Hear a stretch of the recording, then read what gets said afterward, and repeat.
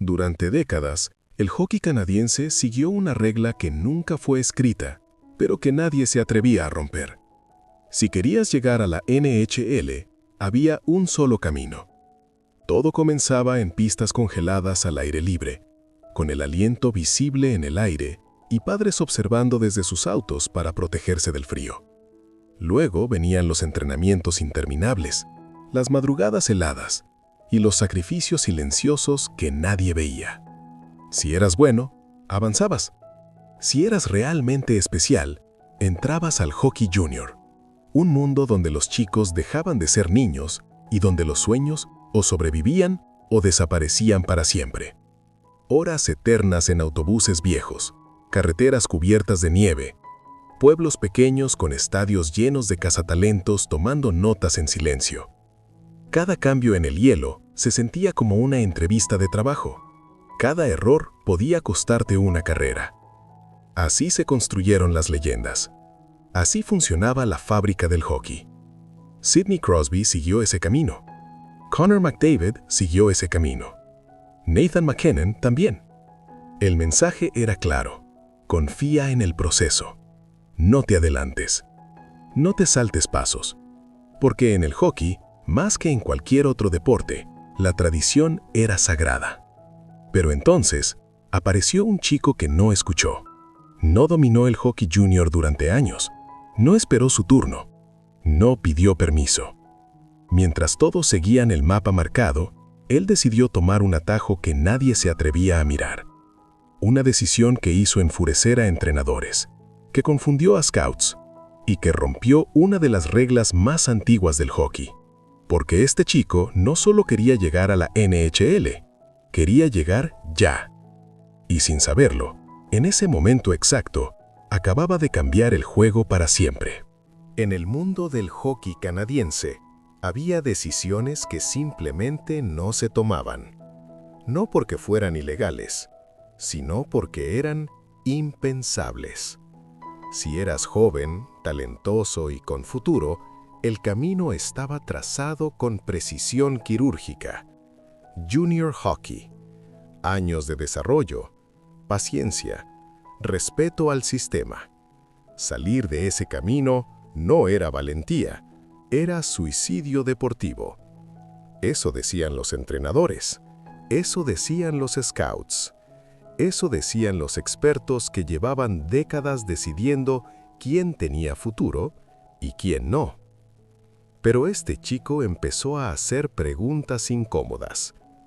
¿Por qué esperar si el talento ya estaba ahí?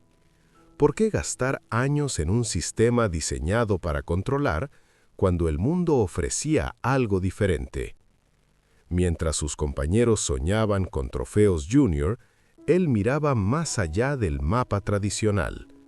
Miraba a Europa, un continente donde el hockey se jugaba diferente, más rápido, más táctico, más profesional. Un lugar donde los adolescentes podían enfrentarse a hombres hechos y derechos, donde el error no se castigaba con el olvido, sino con aprendizaje inmediato. Para el hockey canadiense, Europa no era un atajo, era una locura. Los rumores comenzaron a circular, susurros en pasillos, llamadas privadas entre ejecutivos. ¿Es cierto? ¿De verdad está considerando irse? ¿Arriesgar todo por una idea? Algunos dijeron que estaba mal aconsejado, otros que estaba desperdiciando su carrera, y muchos aseguraron que jamás volvería a ser tomado en serio, porque el sistema no perdonaba a quienes lo desafiaban. Pero mientras las voces se multiplicaban, él ya había tomado la decisión.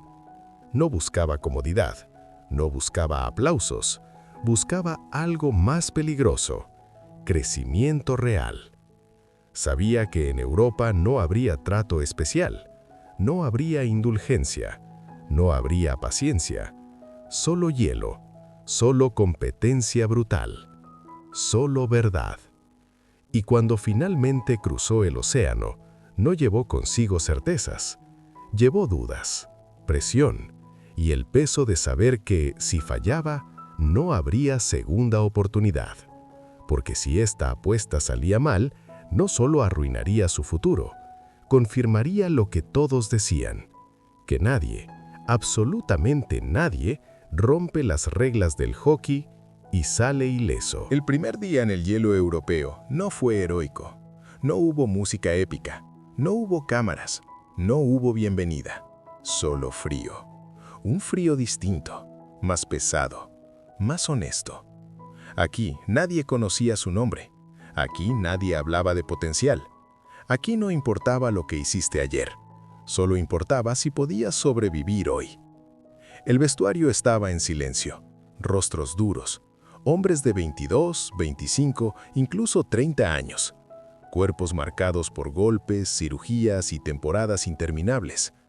Él era el más joven, el más delgado, el extraño. Cuando salió al hielo para el primer entrenamiento, entendió algo de inmediato. Esto no era junior hockey. Aquí los pases no esperaban, los espacios no existían, y cada error dolía. El ritmo era brutal. 1 segundo tarde significaba perder el puck. 2 segundos tarde significaba ir contra el vidrio. Los defensores no educaban, castigaban, y lo hicieron. Un golpe en la esquina, otro en la zona neutral. Un stick cruzado en la espalda cuando el árbitro miraba a otro lado. Bienvenido al hockey profesional. En el banco, nadie lo miraba con compasión. Nadie decía, es joven. Aquí eras útil o eras reemplazable. Los primeros partidos fueron una prueba mental. Pocos minutos, errores pequeños magnificados, y una pregunta constante en su cabeza. ¿Qué estoy haciendo aquí? Las críticas no tardaron. Prensa local, aficionados, incluso antiguos entrenadores desde Canadá. Demasiado joven, demasiado arriesgado, se quemó solo. Pero algo cambió. No de golpe, no con goles espectaculares, con adaptación. Empezó a soltar el puck más rápido, a anticipar, no reaccionar, a leer cuerpos, no nombres. Aprendió cuándo pelear y cuándo desaparecer. Un pase simple aquí, un back-check perfecto allá, una jugada inteligente que no salía en los highlights. Y entonces llegó el momento. Un contraataque rápido, espacio mínimo, 2 defensores cerrando. Donde antes dudaba, ahora decidió. Un movimiento, un engaño, un disparo preciso. Gol. No fue el más bonito, no fue el más celebrado, pero fue real. En ese instante, algo cambió en el hielo. Las miradas, el respeto, la confianza del entrenador. Ya no era el chico canadiense, era un jugador más, uno que había entendido la lección más dura del hockey europeo. Aquí no te regalan el futuro, te obligan a ganártelo, cada noche. Y mientras Canadá seguía observando desde lejos, empezó a surgir una pregunta inquietante. ¿Y si este camino no era una locura?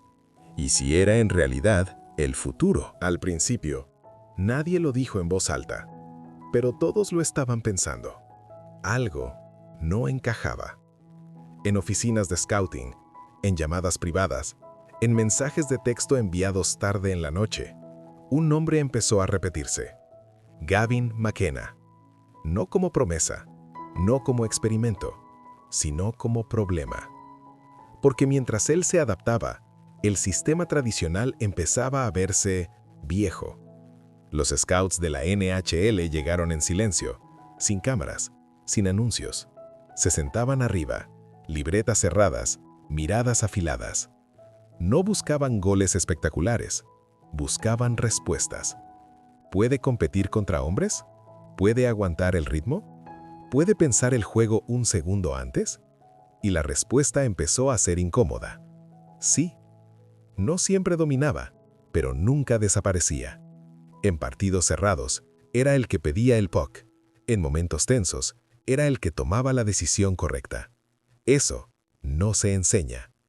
Mientras tanto, en Canadá, la conversación cambiaba de tono. Ya no era ¿por qué se fue? Ahora era ¿y si tenía razón? Entrenadores de junior hockey empezaron a sentir la presión. Agentes comenzaron a recibir llamadas distintas. Padres de jóvenes talentos hacían preguntas nuevas. ¿Y si no seguimos el camino de siempre? ¿Y si hay otra forma? El CHL lo notó. Por décadas, habían sido la fábrica de estrellas, el camino obligatorio, la única puerta. Pero ahora, esa puerta ya no estaba sola. La NCAA, Europa, rutas híbridas, y en el centro de todo, un chico de 17 años que no pidió permiso. Los directivos intentaron bajar el volumen, hablar de casos aislados, de situaciones únicas, pero el daño ya estaba hecho, porque el mensaje era claro. El sistema ya no decide solo. Los jugadores están recuperando el control. Cada buen partido suyo era un argumento. Cada noche sólida, una grieta más en la vieja estructura. No era solo sobre él, nunca lo fue. Era sobre el futuro del desarrollo, sobre dinero, sobre poder, sobre quién decide cómo se construye una estrella. Y entonces llegó el momento que nadie esperaba. Una entrevista, una frase simple: estoy aprendiendo más rápido de lo que imaginé.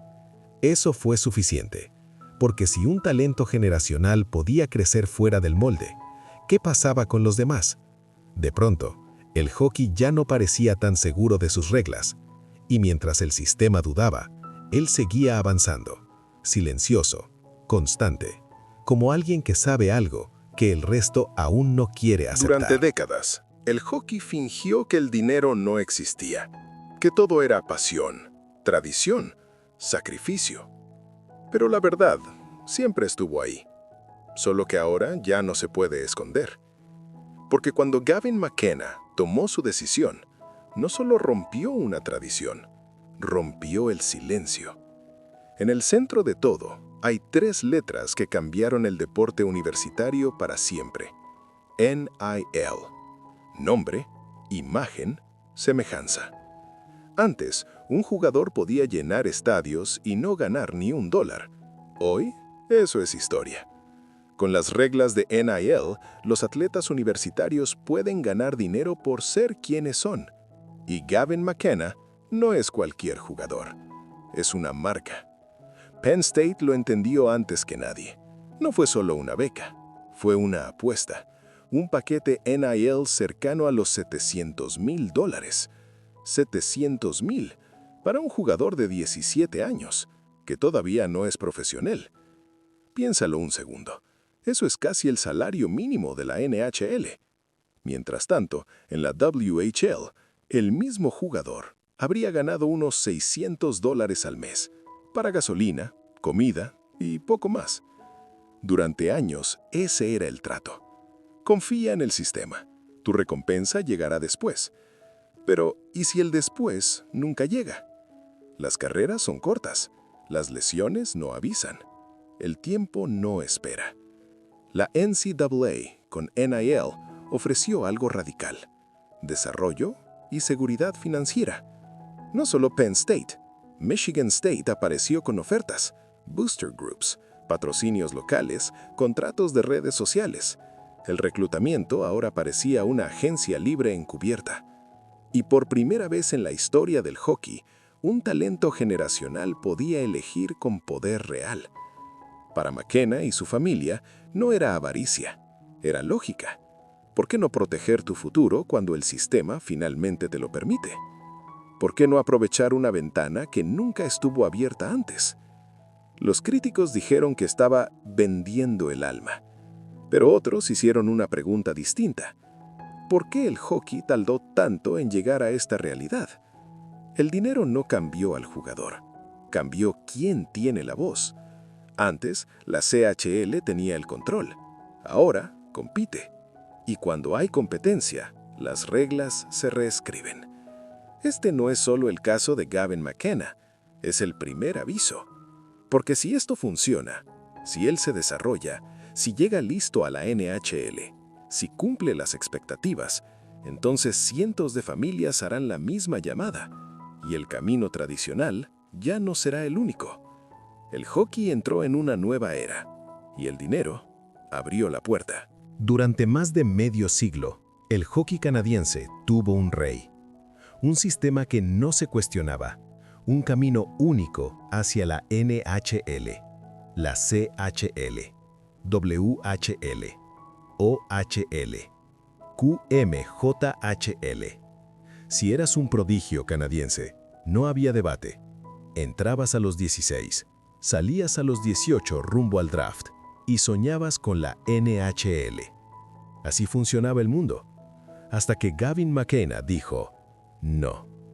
Y ese no resonó como un trueno en las oficinas del hockey junior canadiense, porque esto no fue un jugador marginal, no fue un experimento silencioso, fue la joya de la corona dándose la vuelta en televisión nacional, en ESPN.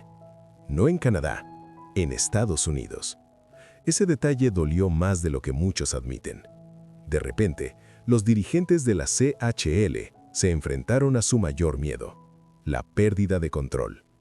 Durante décadas, la CHL ofrecía algo claro: más partidos, viajes largos, ambiente profesional y visibilidad directa ante scouts NHL. A cambio, los jugadores renunciaban a ganar dinero real. Era el trato no escrito.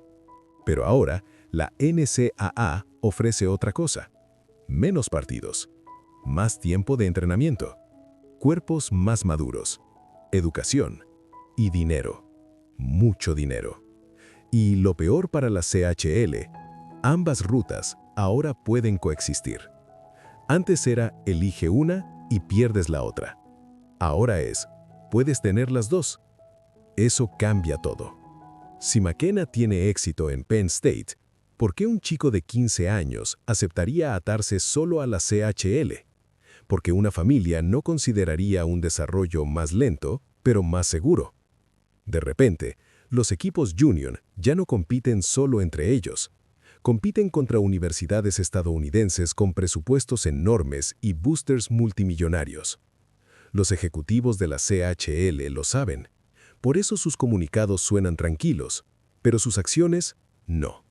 Reuniones privadas, llamadas urgentes, debates internos. Porque si los mejores talentos se van, las gradas se vacían, los ingresos bajan, el producto pierde brillo. Esto no es solo desarrollo de jugadores, es un negocio. Y McKenna expuso una grieta que ya existía. La CHL ahora enfrenta una decisión histórica: adaptarse o resistirse. Cambiar reglas, permitir mayores ingresos, ofrecer más flexibilidad educativa, o aferrarse a la tradición hasta que sea demasiado tarde. Porque una cosa quedó clara: el talento ya no acepta órdenes ciegas, ahora elige. Y cuando el poder cambia de manos, las dinastías tiemblan. Gavin McKenna no declaró la guerra, pero sin quererlo, encendió una revolución. Durante décadas, el sueño NHL tenía un solo mapa: un camino recto, rápido, brutal. La CHL prometía llegar antes, pero no siempre llegar mejor. Ahora, Gavin McKenna está apostando por algo distinto. No por la vía rápida, sino por la vía inteligente. El hockey universitario no se trata solo de partidos, se trata de tiempo. Tiempo para entrenar, tiempo para fortalecer el cuerpo, tiempo para aprender el juego a otro nivel.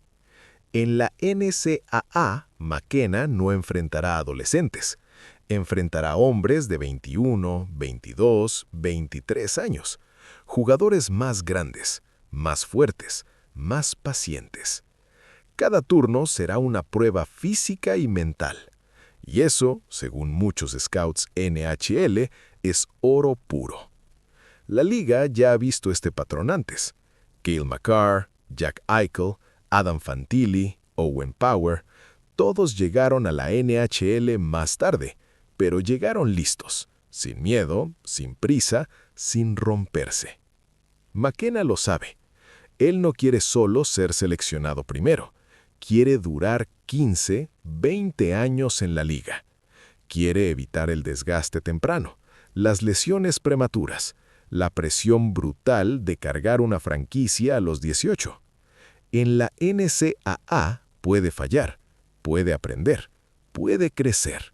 Y aún así, seguir siendo el favorito número 1 del draft. Ese es el verdadero giro, porque si McKenna domina en Penn State, el mensaje será claro para todo el hockey. No necesitas correr para llegar primero. Las familias lo están observando, los agentes lo están analizando, los entrenadores juveniles están tomando notas. El sueño NHL ya no es una línea recta, ahora es un abanico de opciones, y el jugador, por primera vez, tiene el control. Dentro de 10 años, cuando se hable de este momento, no se hablará solo de estadísticas, se hablará de una decisión. Porque Gavin McKenna no será recordado solo por sus goles o por su posición en el draft.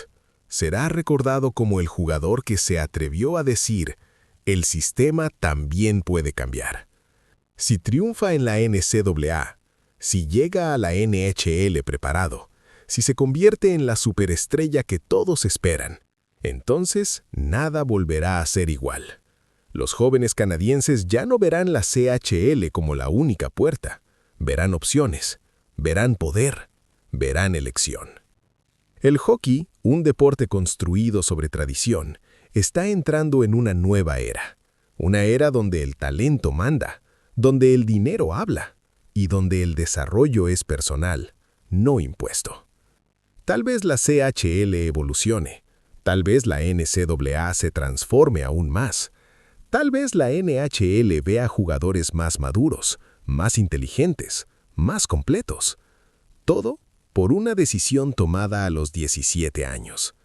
Gavin McKenna no rompió el hockey, lo obligó a mirarse al espejo. Y ahora, cada joven prodigio que sueñe con la NHL tendrá que hacerse una pregunta distinta. No solo ¿qué tan rápido puedo llegar?, sino ¿qué camino me hará mejor? Y cuando la historia se escriba, este momento tendrá un nombre: Gavin McKenna, el chico que eligió un camino diferente y cambió el juego para siempre.